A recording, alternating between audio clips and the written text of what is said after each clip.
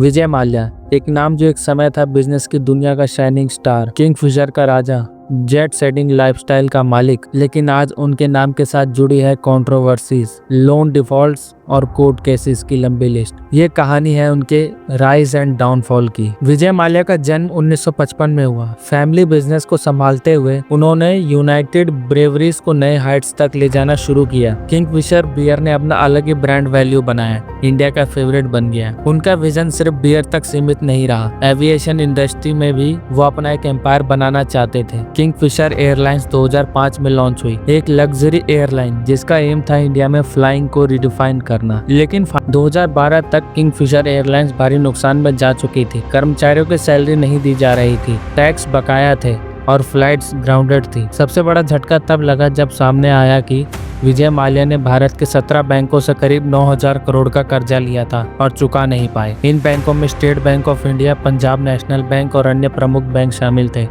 ये कर्जा Kingfisher airlines को बचाने के लिए लिया गया था, लेकिन कंपनी डूब गई और विजय माल्या को विलफुल डिफॉल्टर घोषित कर दिया गया। 2016 में विजय माल्या पर लोन डिफॉल्ट का केस बना। वो इंडिया छोड़कर यूके चले गए। इंडिया ने उनके अगेंस्ट एक्स्ट्राडिशन की कोशिश शुरू की, लेकिन अब तक ये केस चल रहा है। राज शमानी, एक रीनोड एंटरप्रेन्योर और स्टोरी टेलर, अपने पॉडकास्ट में विजय माल्या के केस से एक इम्पोर्टेंट बिजनेस लेसन शेयर करते हैं। How were you as a personality-wise? Were you confident? Were you a little arrogant? Arrogant is also your understanding of arrogance, my understanding of arrogance. But I'll tell you one thing. I was always self-confident, and whenever I was invited to give talks at various universities and educational establishments, I always told the youngsters that when they start off life, they must be self-confident, because it is only self-confidence that will bring out the best in you. And I still believe that till today.